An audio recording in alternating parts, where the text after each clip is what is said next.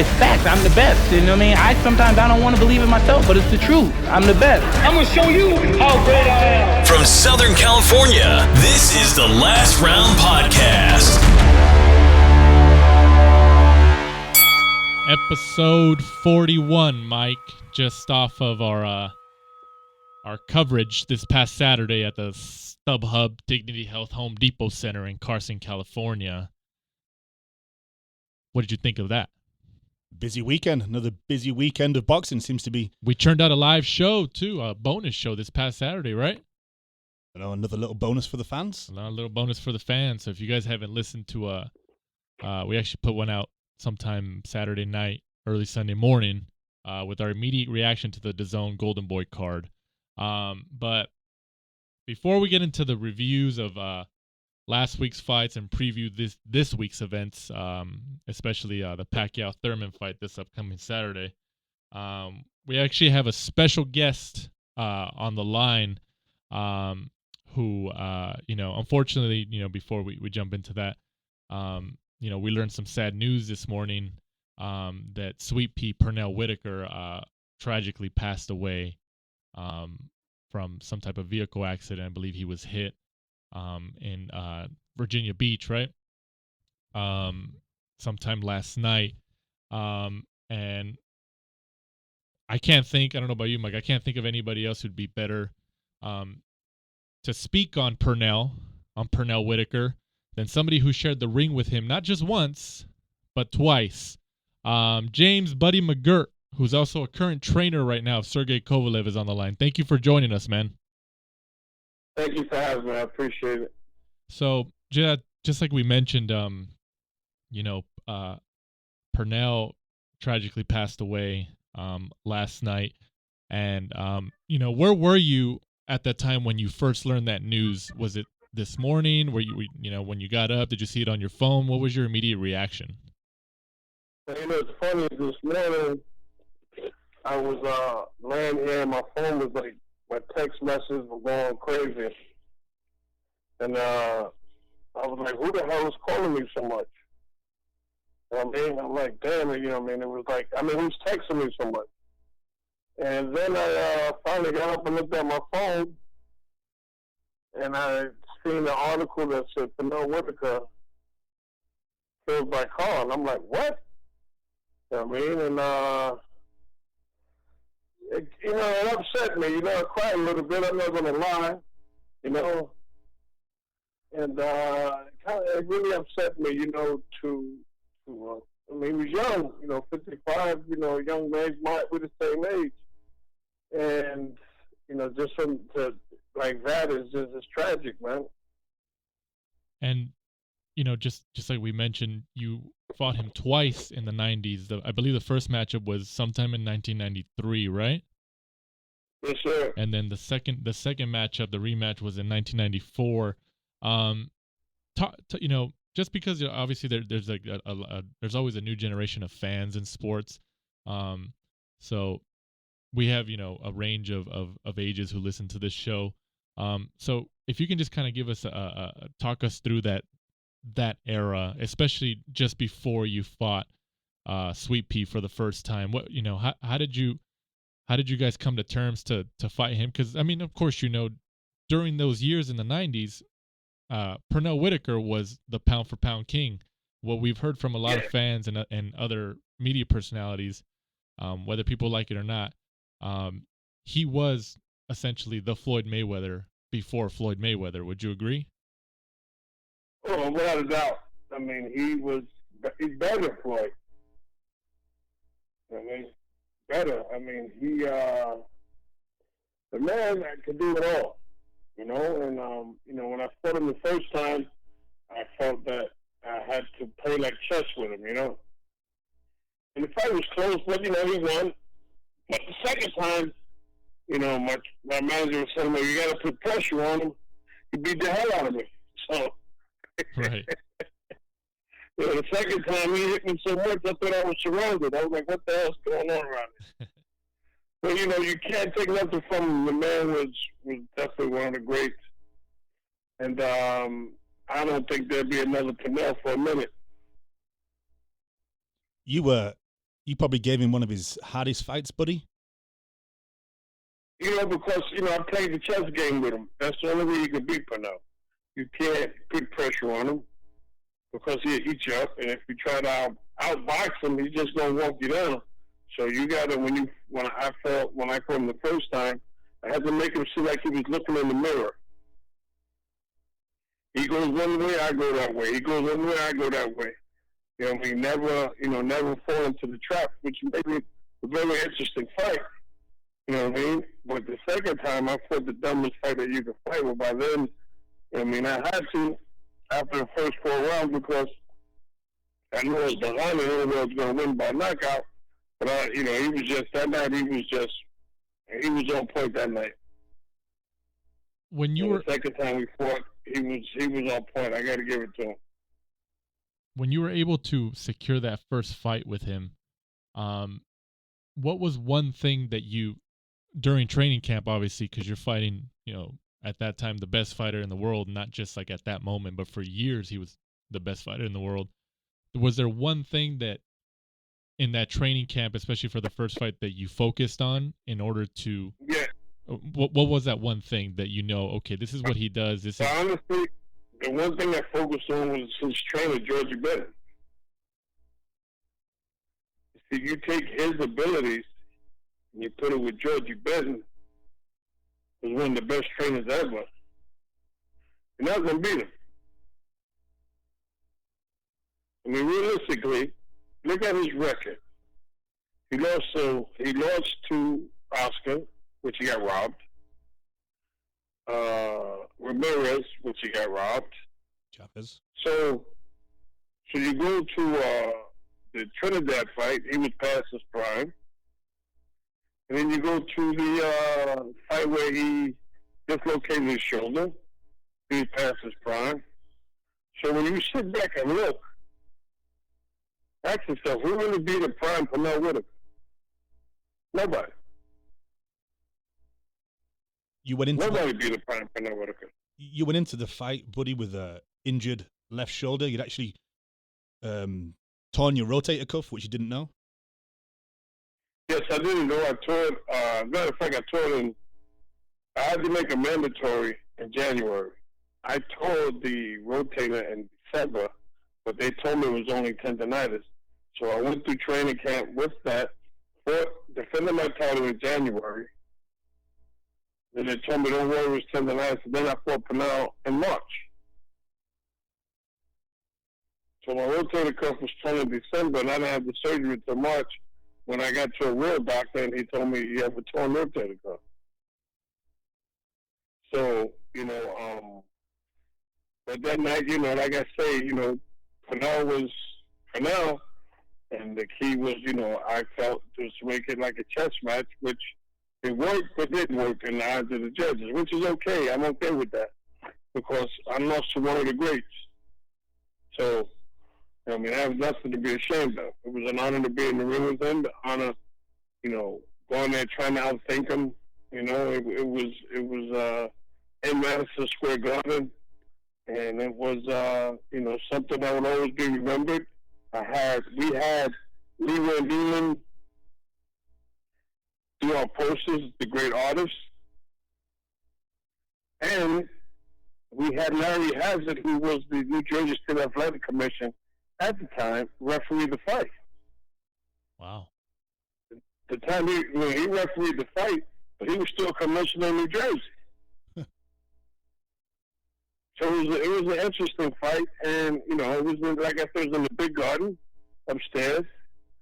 And we had a lot of people in there, so it was a great night of boxing, and it's something that will just be in the history books.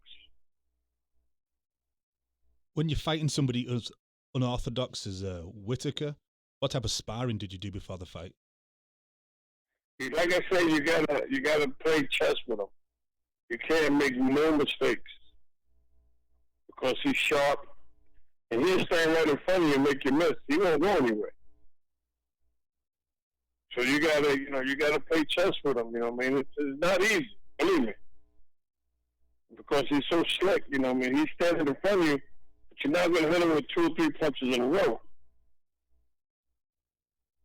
I mean, so, and he was a hell of a body puncher.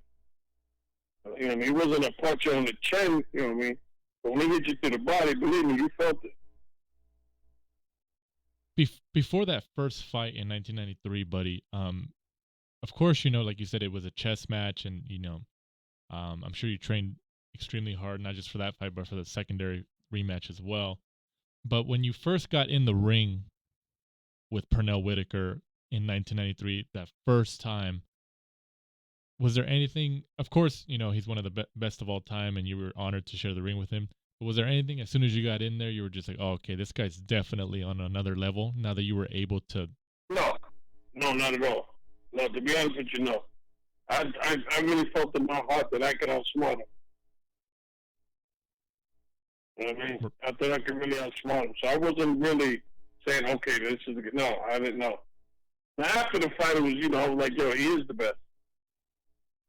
But before the fight, I didn't think that at all. But after the fight, he showed it.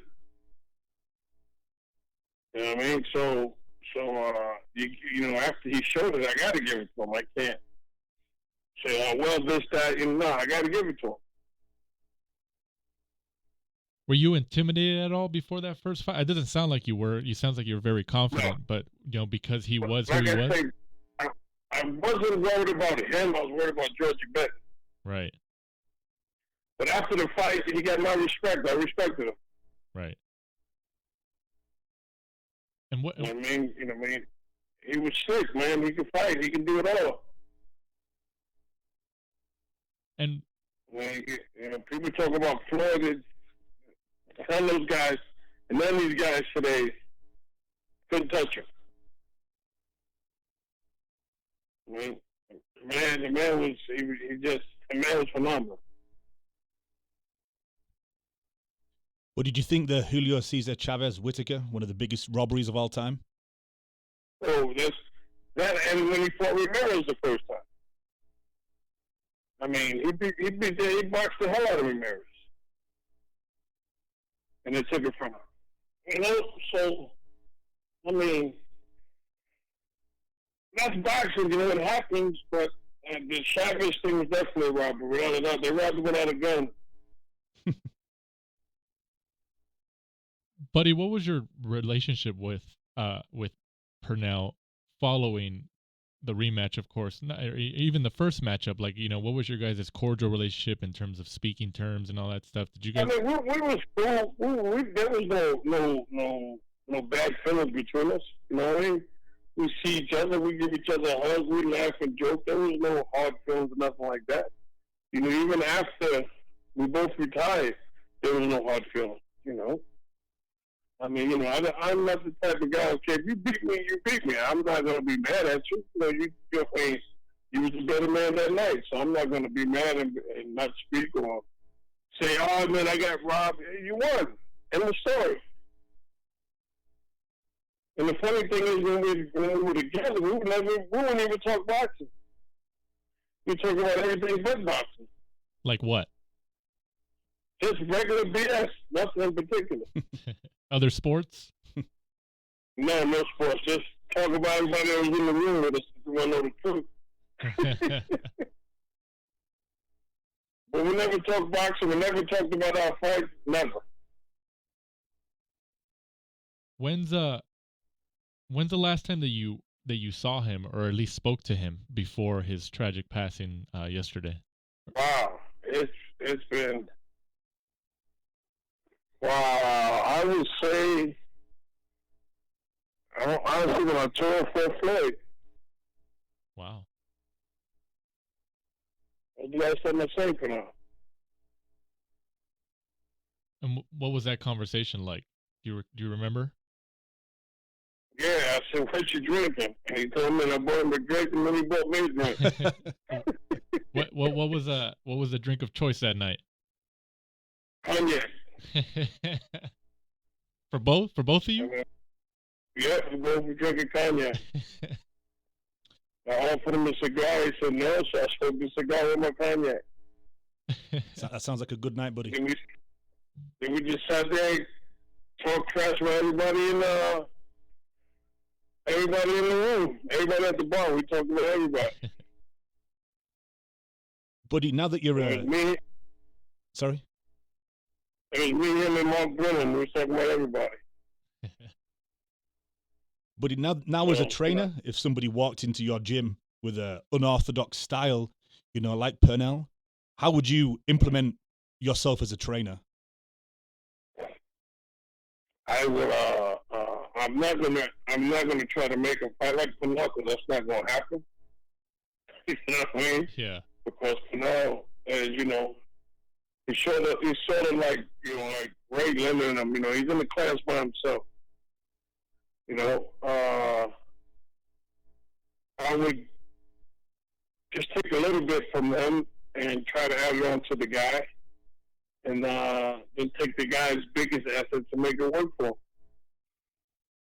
I'm not gonna try to do like Pernell, because Pernell was, he mastered what he did, and he had a master trainer, which made it even double hard to beat him.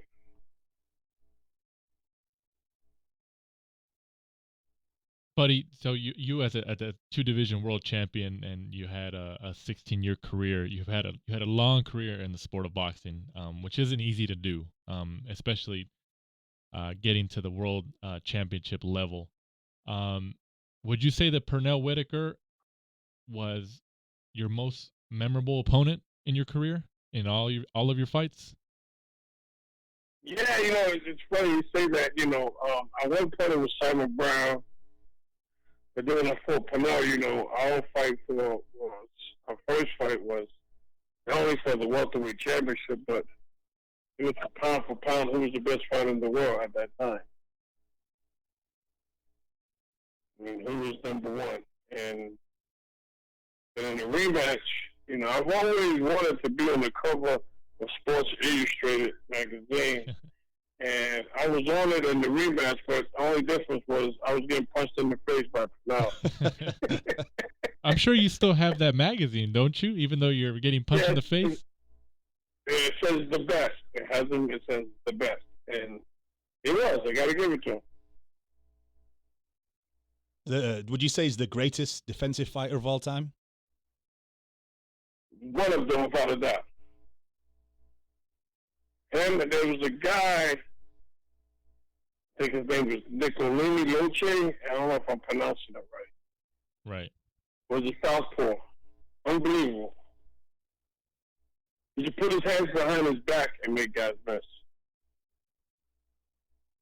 But what made Pernell different than most guys was Pernell was sitting in the pocket. He wouldn't move around, and he would sit right there in front of you. That's a lot of people tend to forget. Pernell didn't need to use his legs and doing it. He'd sit right in front of you and be like, take your best shot. And you couldn't hit him. He would sit right there. He'd stand on the quarter. When you got done punching, he'd still be standing on the quarter. Right. Buddy, besides your fights with Pernell, which one was your favorite of all the opponents that Pernell fought besides your fights, of course?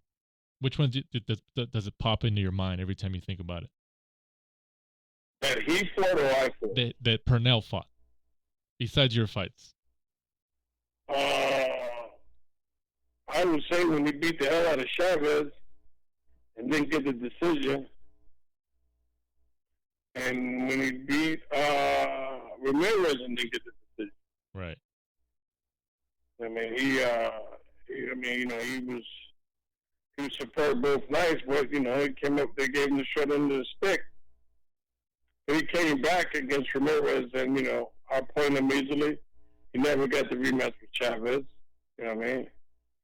And when he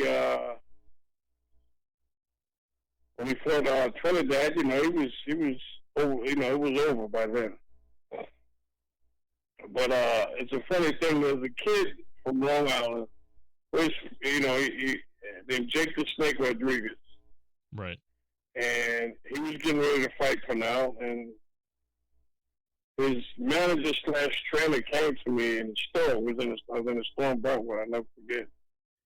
And he goes, we're going to do what you couldn't do. I said, what's that? He said, not only are we going to beat Pernell, we're going to knock him out. Wow. I said, listen, man, whatever you're drinking, stop. He goes, you watch, buddy. I'm like, listen, I don't have to watch. I know what's going to happen. So Pernell's going to knock your man out. I'm telling you. Because you'll see. I'm like, all right, I wish you the best, but if you're looking for a knockout with Pernell and you can't punch, good luck. And it was like a sparring session for Pernell. Pernell beat him easy, stopped him. I mean, he was very, very, people who really, I would say people who don't really know boxing, but, you know what I mean? He's very underestimated. But the man, I'm telling you, the man was something else. Buddy, since you, of course, have, shared the ring with Pernell, like I mentioned, not once but twice, and now that he's no longer with us, if somebody asked you to describe Pernell in one word, what would that word be? Great. Yeah. Right on point. Yeah. Well, like I mentioned, buddy, I'm sure the news shocked you, just like you said, just as much as it shocked the boxing world. And our condolences obviously go out to Pernell's family and friends. But kind of transitioning to your current news cycle at the moment, or not, at least not this one, but you were just recently inducted into the International Boxing Hall of Fame, right? How was that? Yeah, it was great. I mean, I'll honestly say it was greater than winning the championship of the world. Oh, wow. Because you have boxing fans, but you really don't understand, how many boxing fans you really have until you get inducted into the Hall of Fame. Right. These fans they show their appreciation, that they spend their money to come out there. They stand in the hot sun. They stand outside the hotels. They stand outside everywhere just to get an autograph. Now, a lot of guys get mad. They go, oh, buddy, the guy's going to sell the autograph. Who cares?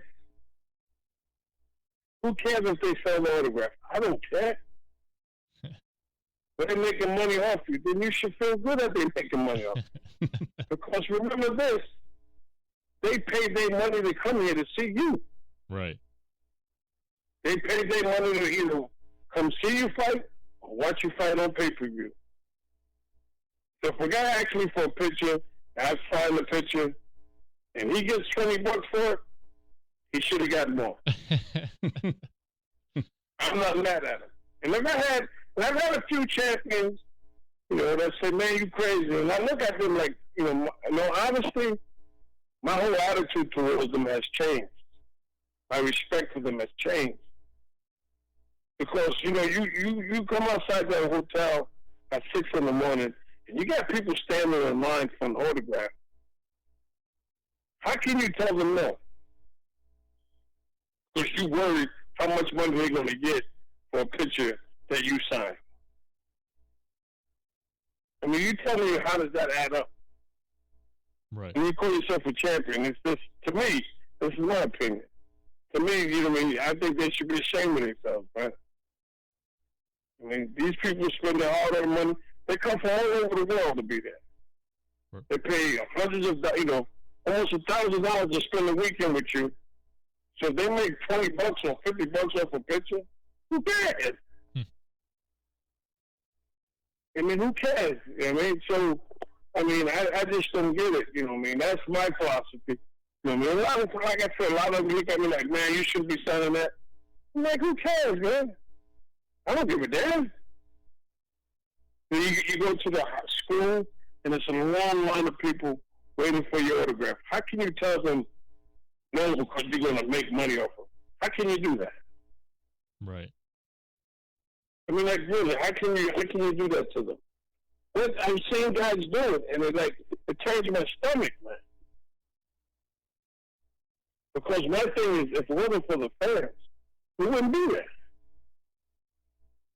When you think about it, who wouldn't be there? I mean, so like when I come up to the hotel, if there's 50 people there, I find everybody's picture. Like, buddy, you have to do, I said, so listen, if I got to be somewhere at 10 o'clock, come get me at 9:30 so I can sign pictures for a half hour. That's all. I'm not going to sign 10 and tell other people wait. No, I can't do that. I have to sit there and sign everybody's picture. Right. I mean, because, listen, I'm not standing in the sun to get nobody's picture. I don't give a damn who you are. And I'm not saying no hot sun, waiting for your autograph and then you tell me no. Right. I'm like, wait a minute, man. I spent my money to come in, you telling me no? There's something wrong with that picture. But, this is boxing, baby. Absolutely. These boxes it takes all kinds, I guess. So, buddy, just to kind of list your because of obviously you've been your current trainer in the boxing world right now, and the world champions that have trained under your tutelage is Byron Mitchell, Vernon Forrest, Antonio Tarver, Arturo Gatti, and then you're currently training Sergey Crusher Kovalev.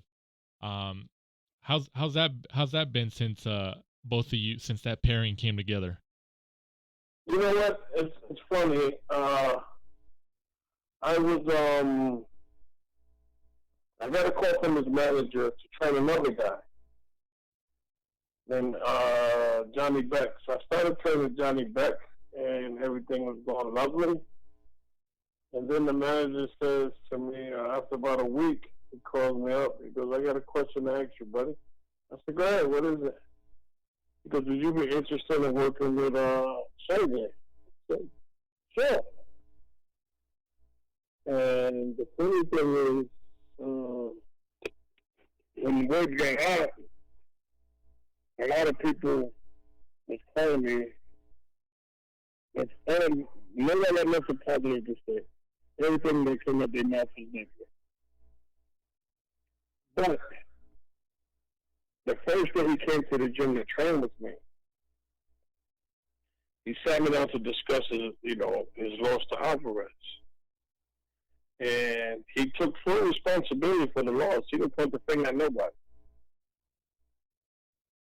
He took the blame. As far as his training, his diet, losing the weight, he said, buddy, I take the blame. It's all my fault. So right then and there, I said, you got to respect the guy. He could have blamed anybody in his camp, but he took the blame. So I said, buddy, you got to, I told him, I said, let's give it a shot. He said, okay. And it worked out great.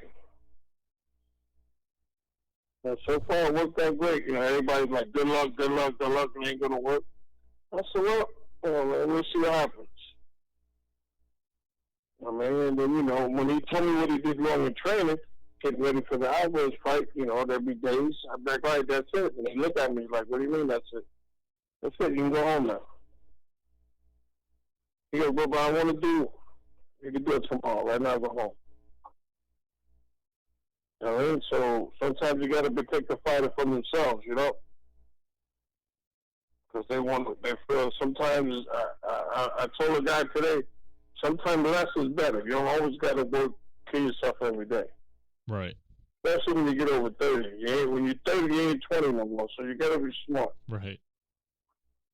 You know what I mean? So, but when I got in the gym, the first thing I looked at was his legs. I wanted to see how his legs were when they moved around the ring. And his legs were good. His reaction time was good. I'm like, oh, he's all right. He's still got some more miles on him. But I heard in an interview, I think after he fought Alvarez, how you watched a video of him and told him to go back to the amateur style. It's something funny. It's funny you say that. One day he sent me a text message with a video. I'm like, what is this? He goes, can you just look at it? It's me from the amateurs. So I looked at it. Then I called him up. I said, can I ask you a question? He's like, yeah. I said, what happened to that guy? He said, buddy, when I started knocking everybody out, I got away from that. I said, well, then let's go back to that. Because you can do it all night long. It's not all, you don't got to be crusher all the time. At the end of the day, you got to get the W. I mean, so he worked on it, then I added a little bit to it, and it showed him the fight. I said, if you get him hurt, don't go crazy, don't be stupid. Just continue. If he's taking the bait, just keep feeding it to him. That's what he did. And, obviously, buddy, Sergey's name has been, mentioned alongside, arguably the biggest star in the sport at the moment for at least the past month or so, in Canelo Alvarez. Recently, we've heard that Sergey's going to go in another direction and fight in Russia, Anthony Yard, in August.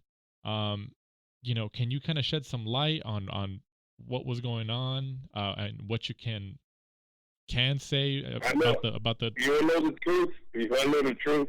Yeah. I know just about as much as you do. Oh wow. What did you think? As a trainer though, what did you think when Canelo was mentioned as an opponent for Sergey going up to 175? At first, did you think it was a joke, or when it actually started becoming? No, Canelo the fight, man. To me, he's one of the best. You know what I mean? So if he fights at 75, it doesn't mean he's going to come in at 75. Right. You know what I mean?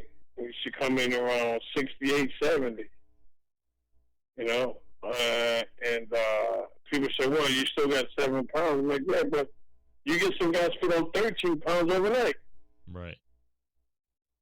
So, bigger is not always better. You get half. Listen, the late great Howie Albert told me when Emil Griffith fought Dick Tiger for the middleweight championship, Emil Griffith woke up 147 pounds. He drank water till he got to 150. So he weighed 150. Dick Tiger weighed 160, and Emil Griffith beat him. He has a 10-pound weight difference at the weigh-in. So you can imagine what it was at the fight. So I think Canelo's testing himself, which I'm not mad at him. It's good to challenge yourself sometimes. I mean, he beat Danny Jacobs easy. I mean, he's beating these guys easy now, so he feels he needs that challenge. So maybe that's the challenge that he feels he needs and he wants. He wants to go down as one of the greats. And so I'm not just sugar on him. Then he felt down in the land.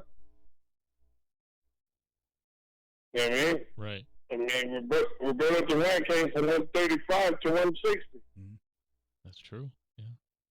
You know what I mean? So, I mean, it's not like it could be done. So, a lot of people, they're sleeping on the weight thing. Don't get fooled by the weight thing.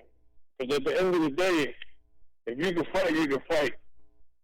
It doesn't matter how much you weigh, the other guy weighs. So Michael Spinks, Larry Holmes.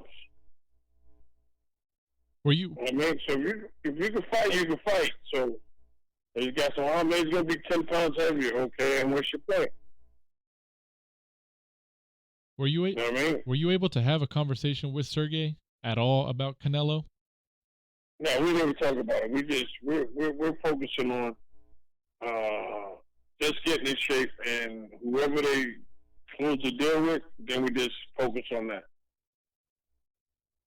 I mean, I'm not going to start talking about Canelo, get his hopes up high, and then bam, there's no fight with Canelo. Right.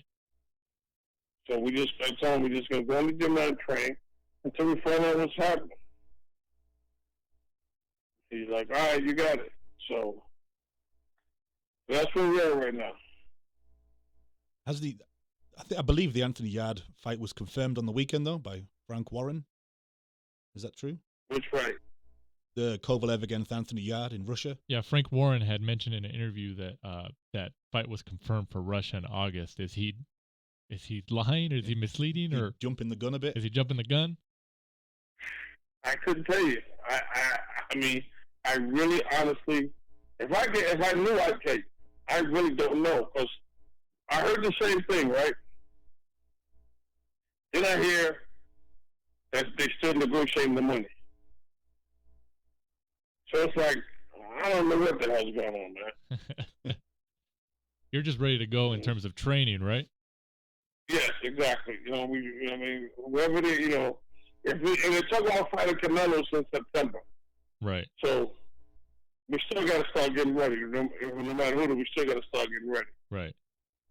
We can't be sitting around BS and get caught, with our hand in the cookie jar. Right. Exactly. It's a good analogy. Well, buddy, we appreciate it. You jumping on the show here on the last round, especially giving your memories and speaking on your 2 fights with the late great Pernell Sweet Pea Whitaker, which, like I mentioned, is unfortunate that he tragically passed the way he did at such a young age.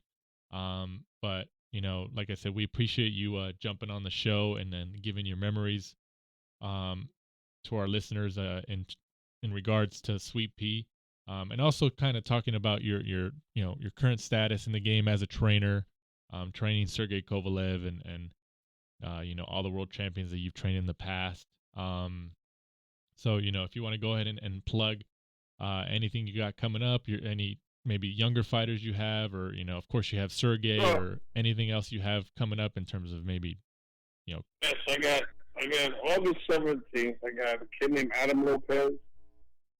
I have a middleweight named Johnny Beck, and if you ask me how to pronounce his last name, I'd mess it up. So, but they're fighting here in California, and 2 future world champions, no doubt. Where in California? Is it a bank arena or bank? I don't know. I don't know. Oh, is it the Top Rank card in LA? That soccer stadium? Yeah. Yeah, that's what. Yeah. Oh, okay, that should be interesting. That's a new venue for boxing, so that should be interesting. Exactly. 2 future world champions, without a doubt.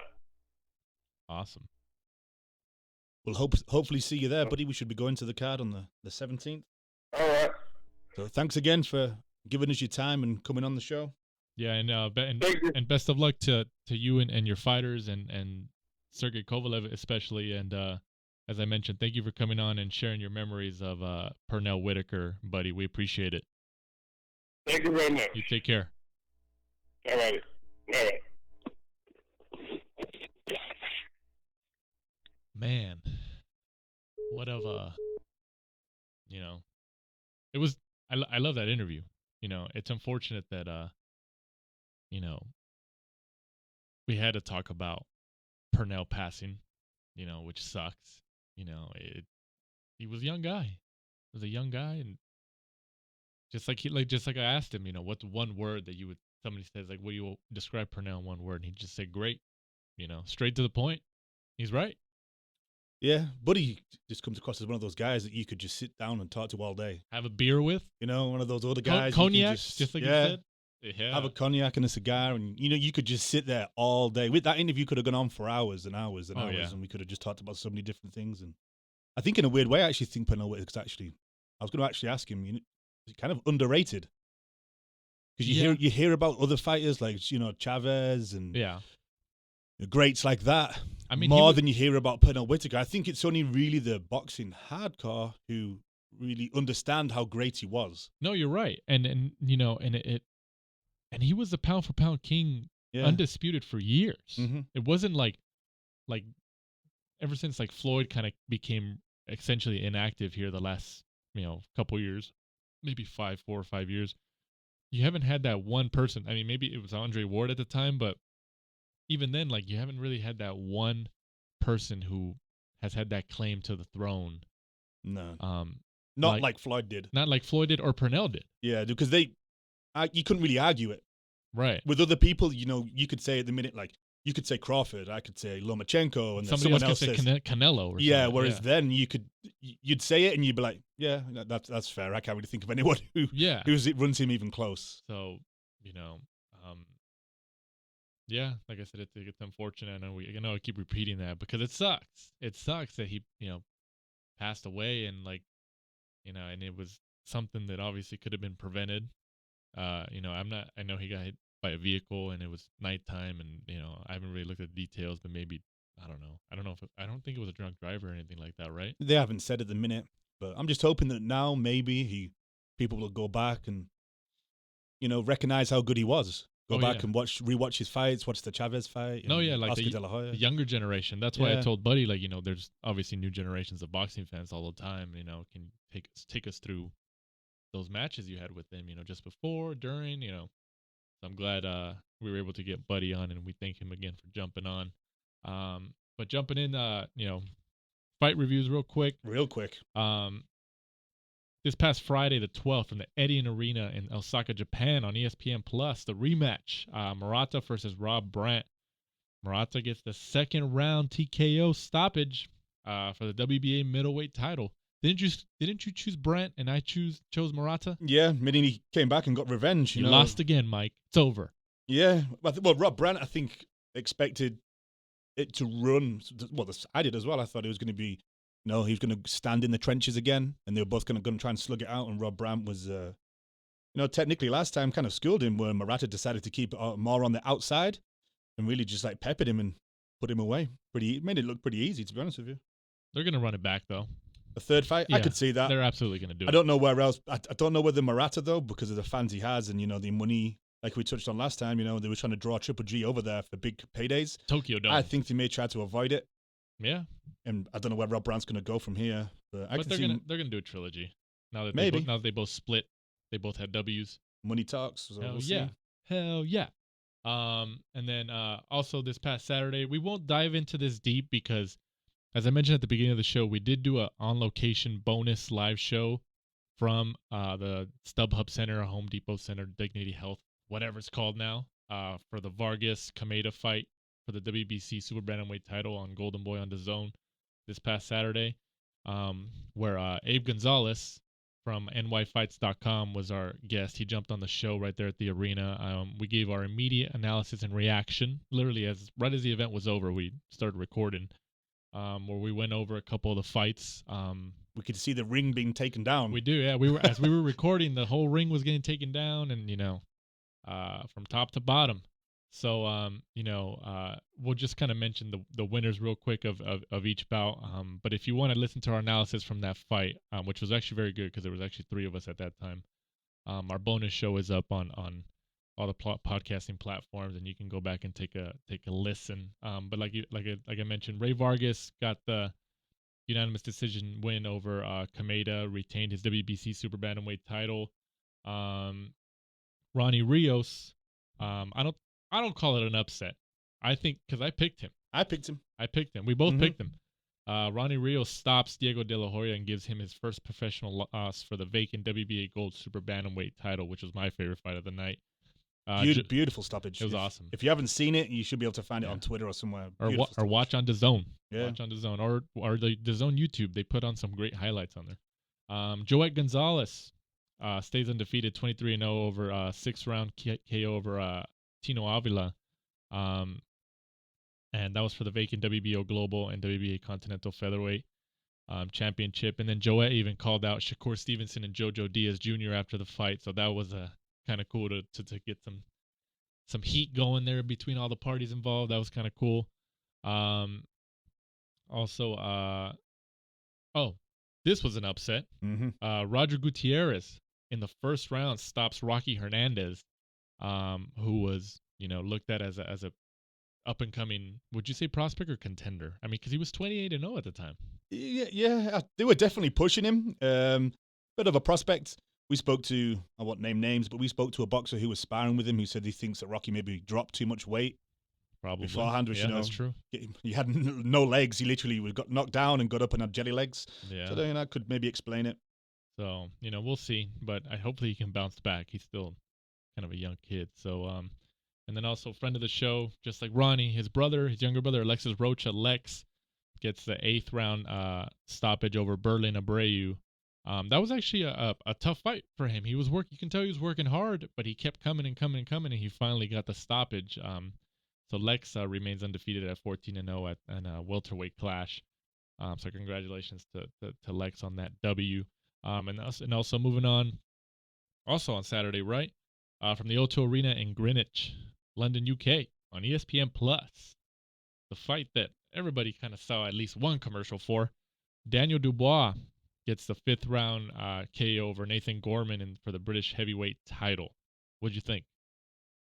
Good fight. Daniel Dubois looked better than I expected. I actually picked Gorman on this. You did, and I think I picked Dubois because I was like, I don't know. I think that's who the machine's behind in terms of hype. That they obviously you can tell they wanted him to win. Yeah, I mean, I said last week it kind of reminded me of Dubois being like an Anthony Joshua, very robotic, kind of behind the jab. Gorman, more of the Andy Ruiz, good punches, surprisingly fast feet, fast hands. But Dubois just kind of worked Gorman out. You could see that Gorman was kind of coming in with a jab and then kind of following it up with an uppercut. Dubois kind of changed his stance a little bit, changed the way he was stepping in and stepping out, worked him out, and then just his power. He finished him. The punch hit Gorman kind of like on the top of the head, but he was just so strong, so powerful that he was out of there. Dubois looked good, a lot better. He stepped up from kind of C-level fighters. Gorman maybe more of a B level. And then hopefully now he can go on to, and I'd like to see him fight somebody like a Derek Chisora, someone kind of a name, but who's coming down the ladder as Dubois is going back up. You think he'd be ready for something like somebody like a Chisora, right? Like next fight, or maybe? Well, Chisora is very robotic, and Chisora kind of like just puts his head down, comes forward, just kind of swings wild punches. So right. I think if Dubois is what they think he's gonna be, then he should be beating people like Chisora. Or maybe even the winner of Dave Allen, Dave Price, which is this weekend. That's true. So all those really are British level now. Right. So if Dubois is going to end up being the world contender, he's still very young, so they could feed him some more styles, a few southpaws, people like that, tall fighters, small fighters, strong fighters, just to get him well-rounded before he steps up to world level. And don't necessarily have to push him. But I would like to see him step up a little bit. Well, we're going to see. He's still, they're obviously putting a lot of stock into him, so it's going to be interesting to see how he develops and how he keeps going in his career. Also on that card, Joe Joyce gets the unanimous decision win over veteran heavyweight Bryant Jennings. I still think Joe Joyce, I think we talked about this on Saturday at the StubHub Center, Joe Joyce still needs to work on a lot of stuff. He looks a little bit better now. He's being trained by Adam Booth. Right. He left Abel Sanchez. Yeah, exactly. So I thought he looked a little bit better. He's still he's just so robotic, so slow. It's like he's fighting underwater. It's just so weird. He kind of like windmills his punches in. But the weird thing is, like Anthony Joshua, those training videos, he was training in the water. Bam. But it works for him. It does. And I don't think there's a nickname of a fighter which is suited so much the Juggernaut. He literally just comes forward like Terminator, takes punches, but it doesn't affect him. Like, he just comes forward, just throws punches. Everything about him just seems just so odd. His stance, he kind of like crosses his legs sometimes, which you shouldn't do as a boxer. I've noticed that. I was like, what is he doing? And then he throws wild punches that you can kind of read coming, and then they're so slow, but they still connect. I just don't understand, but it works for him. It's like Wilder. Wilder does so many things wrong, but it works. Yeah, he finds a way to win. So at the minute, he's 10-0. I think 9 KOs. Yeah. Bryant Jennings did look good, and people have to remember that Bryant Jennings lost to Oscar Rivas. He did. In the 12th round. That's right. But he was up on the scorecards till he got knocked out. That's right. People don't remember that. So they don't remember that. Joe Joyce needs to add the word wild to his nickname. The Wild Juggernaut. He definitely is, yeah, very wild. The very wild Joe Joyce. And then fight previews this Friday, the 19th, from the MGM National Harbor in Oxon Hill, Maryland, on ESPN Plus. ESPN Plus just churning them out, trying to compete with his own. Maybe. Teofimo Lopez, the Teofimo Express, the Takeover, is back. 13-0 over. All right, you got this pronunciation. Do it. Mayoshi Nakatani. Excuse 18-0. Excuse me. So a battle of undefeated fighters here. And a battle to fight Richard Conley. That's true. That's what I was getting to. The winner, obviously Top Rank wants Teofimo to win. That's the whole plan here, assuming he wins. But essentially the winner is in line to get a title shot against, like you said, Richard Comey. And then the winner of that potential fights the winner of Lomachenko and Luke Campbell. For all the belts. So that, we're looking at a unification matchup sometime next year, maybe in a year or so. They said sometime after the Super Bowl in a Bob Arum interview. So depending on injuries and February, March. Yeah, so sometime around there. So the Super Bowl over here, for our out of the country listeners like the UK, obviously. Super Bowl is American football. Fake football. To you, fake football. To you. But I'm sure a lot of boxing fans in the United States are American football fans, so you probably just turned them all off. We just lost our listening viewership. All 5 of them. Come on. Come on, Mike. First you forget the third mic at the StubHub Center. And now you're chasing away our listeners. Come on. Stay for me, don't stay for Mike. So, but obviously, like I mentioned, the plan is for Teofimo to get the win, fight Comey, beat Comey, for Lomachenko to fight Campbell, beat Campbell, and then Teofimo and Loma fight for a unification matchup next year. I hope so. I really want to see that. I mean, yeah, that's intriguing, obviously, especially in terms of names. Top Rank. I mean, Top Rank does a really great job in building up their fighters. I know people say like politics. They don't want to, Bob Arum doesn't really like to make matchups across the aisle, and vice versa. I mean, all the promoters, everybody has their agenda. I get it. It's a business. You have to make wrong side of the street. Wrong side of the street. I freaking hate that analogy. I freaking hate it. But I mean, you got to give it to Top Rank and how they build up their fighters. They utilize the platforms and marketing techniques and I mean, look at Teofimo Lopez. How long has he been essentially where his name has been relevant, like in terms of like a lot of people know who he is now. Yeah. How long has it been? Like maybe over a year? Yeah, I'd say a year to 18 months. But Teo, you can see that he knows the business. Oh yeah, he's got the personality. Yeah, he's got the personality. He's got those knockouts. He's got the show reel. He literally does interview after interview after interview. He pops up on different podcasts. Yep. Goes to all the events. Along with his dad. Yeah, he's an all-in-one promotion. He's self-promoter. He's a promoter's dream. Yeah, he is. It really is. Yeah. So, we'll see how that pans out. But I like this matchup. I'm picking Teofimo. I think he has all the not just because he has a hype behind him, but he's good. Like he's got recognizable talent when you watch him. Like he's good. And this will be his first main event, right? It will be. It will be. So big step up. Big step up. Who you got? Lopez? Are we both going Teofimo? Teofimo Lopez by KO. I don't know. It is the year of the upsets, Mike. You never know. That's very true. Yeah, it's a year of the upsets, but I think this one should go the way that Bob Arum wants it to, and I think all the fans want it to. I think Teofimo Lopez, he's had a good camp. Listening to a few of his recent interviews, he's got a nutritionist now. He's settled. He's married. And doesn't have the drama with his family that he was having earlier in the year. So I think everything's gonna go as planned. Teofimo Lopez knockout. I think a few rounds to work him out, and I think round 4, round 5, I think he'll steal the show as usual. Absolutely. And then wrapping up this Saturday from the MGM Grand Garden Arena in Las Vegas on Fox pay-per-view in the United States. Keith Thurman, undefeated 29-0, goes up against the legend Manny Pacquiao for the WBA Super World Welterweight title.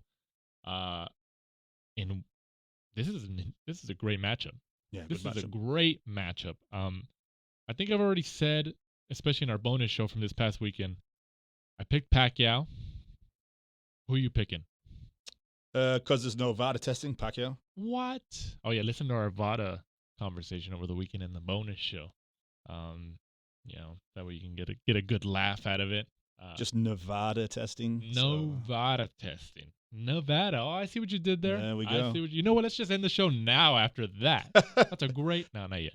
I like it, man. Pacquiao's about 40, 41. Is he 41 already? I think he's 40, maybe 41 40? This year. So, and then Keith Thurman's what, 30, 31? Maybe? Yeah, they're about 10 years apart.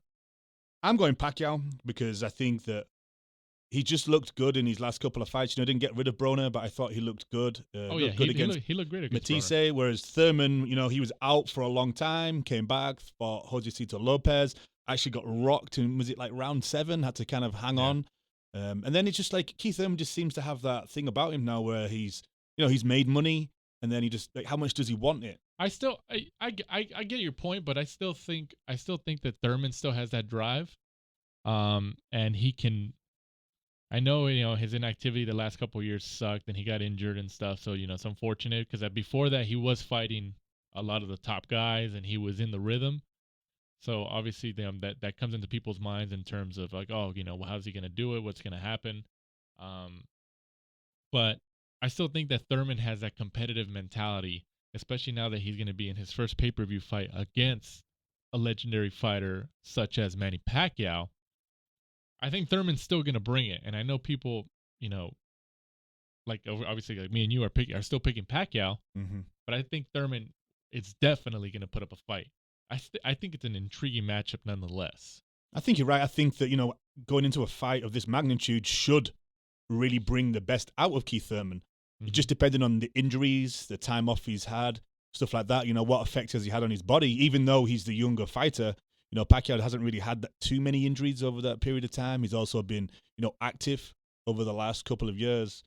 I just think that unless Thurman can really, really, really keep Pacquiao on the outside and doesn't let him come in and, and get off those combinations, and, Pacquiao comes in on very, different angles, comes in, throws lots of punches and bunches, gets back out. So Thurman's going to need a really, really good jab just to keep him off. Right. Try and stop him from coming in. So, but I think Pacquiao's just going to win. I think his experience, the speed, the power, no VADA testing. I think no VADA testing is going to, go in his favor. And then I think it's going to be him. And then after that, I think we'll honestly see an Amir Khan, Manny Pacquiao fight. The for fight, huge money in Saudi Arabia. The fight we're all waiting for. Yeah. The king is back. King Khan. And, you never know. He could beat Pacquiao and become, again, best pound-for-pound fighter in the world. Like, this is a long con. You get it? A long con from Amir Khan. See? I'm telling you, it's going to work out. And then just quickly naming off the undercard on that Fox pay-per-view card this Saturday. Caleb Plant goes up against Mike Lee for the IBF super middleweight title. Louis Neary goes up against Juan Carlos Payano for the WBC silver bantamweight title. Ugas, coming off his last fight against Porter, which was a great performance, goes up against Omar Figueroa Jr. That should be a fun fight. This next one will be a war. Yeah, Sergey Lipnitz and John Molina Jr. John Molina Jr. has been on the show before, so going back and listen to that show, he's a great interview. And then also Efe, I always have trouble pronouncing his name. Efe Ajagba goes up against Ali Aaron Demirizin. Yeah, that's what I would have said. Yeah. So that up and coming heavyweight for anyone who likes the heavyweight scene. Big, powerful heavyweight there in Efe Ajagba. Definitely one to watch. That's a pretty fun card. Yeah, I think it's a good card, and definitely, like we touched on, the Lipinets, John Molina. If anything may steal the show, that will be the fight, I would imagine. Yeah, and then also this weekend from the O2 Arena, again in the London, UK, on DAZN, Dillian White and Oscar Rivas go toe-to-toe in a heavyweight matchup. And also, like you mentioned earlier, his name, Derek Chisora goes up against Artur Szpilka, who people might remember from that crazy knockout from Deontay Wilder in Brooklyn at the Barclays Center. That was wild. And then, like you mentioned, David Allen and David Price. So it's a bunch of heavyweight matchups here, huh? On that trio card. Heavyweights, yeah. Trio heavyweight matchups. So if you love your heavyweight boxing, catch the DAZN card this weekend from London, UK. David Price with the hardest right hand in boxing, they always say. Forget it. He hides it well. Forget it. He hides that right hand very well. Forget it. But like I said, thank you again for listening wherever you're listening at to episode 41 of The Last Round. And like I said, we did our first on-location show from the StubHub Center at the Golden Boy card on DAZN this past Saturday in LA, out here in Southern California. So go back to and listen to our bonus show with Abe Gonzalez of nyfights.com, who jumped on and also gave his immediate reaction to the fights. It was a quick, 25, 30-minute episode. But like I said, Mike, where can they find us if they want to follow us? At The Last Round 12 on Twitter, at The Last Round 12 on Instagram. We should have hopefully more trips to events. And then also we'll try and do some gym tours, take the equipment with us, speak to the fighters, speak to the trainers. So if you're on Twitter, you could just message us, tell us where you'd like to see, what more things you'd like to see, stuff you don't like to see, I guess. Also include that. We're always improving. Yep. Absolutely. And then as we're ending the show here, we want to dedicate this to the memory of Sweet Pea Pernell Whitaker. May he rest in power. And condolences once again to his family and friends. And so for Michael Shepard, I'm Danny Z. This is The Last Round. Thanks for supporting and listening to the show. Follow us at The Last Round 12 on social media. Rate, review, and subscribe. This is The Last Round Podcast.